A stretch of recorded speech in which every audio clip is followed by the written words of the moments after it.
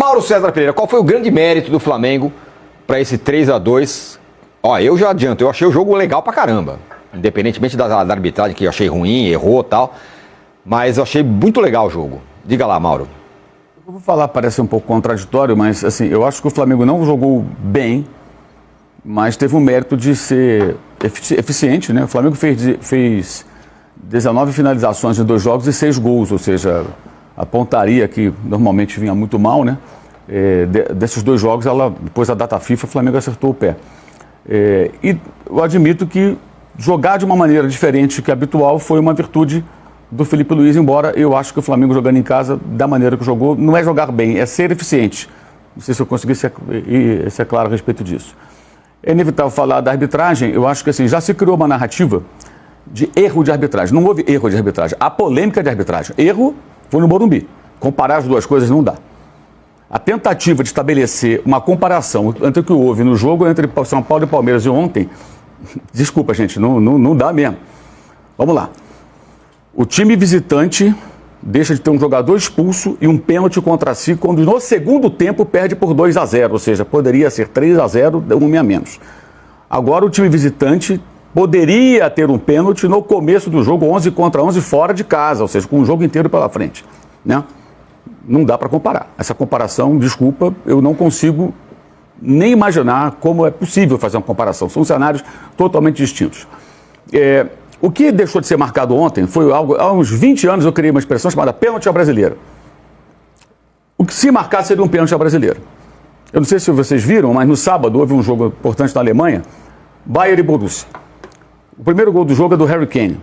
Ele cabeceia após um cruzamento e o Guirassy, o centroavante, o atacante do Dortmund, está marcando e tem um toque igualzinho do Jorginho. Igualzinho. Aliás, a foto desse contato está no perfil do Bayern de Munique Notícias.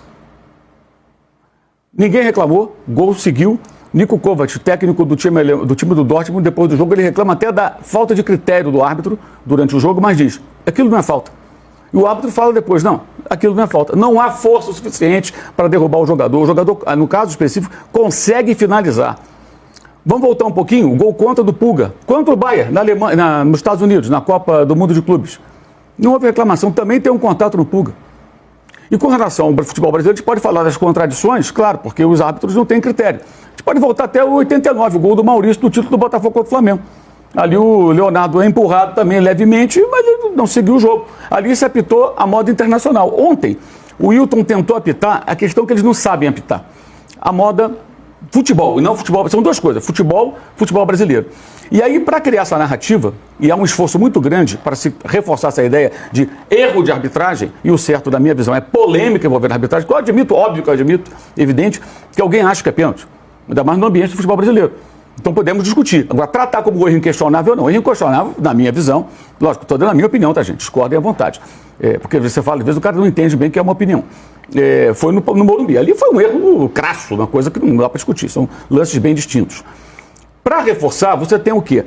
O mal do futebol nas transmissões, que é central do apito. A central do apito, ela é a dona da opinião na transmissão nos dois canais, no pay-per-view e no aberto.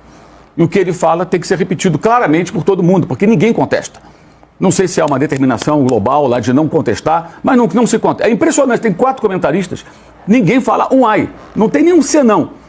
E outro dia aconteceu de um companheiro ficar numa situação que ele meio que discordou e depois veio a opinião de central do apito. Bem, o Arnaldo sabe muito bem essa história, né? Não preciso ser redundante aqui, repetitivo com relação a isso. E isso é o que é colocado como se fosse a palavra final. E os outros ex-árbitros que comentam em outros lugares, com exceção de um ou outro, repetem o coro, por quê? Eles eram ruins também, como ruim é a arbitragem brasileira, e apitavam dessa maneira que a cultura, entre aspas, do apito nacional é essa. Então, desculpa, erro de arbitragem, eu não aceito essa argumentação, não concordo, não aceito não, pode ter, é óbvio que cada um pensa como quiser,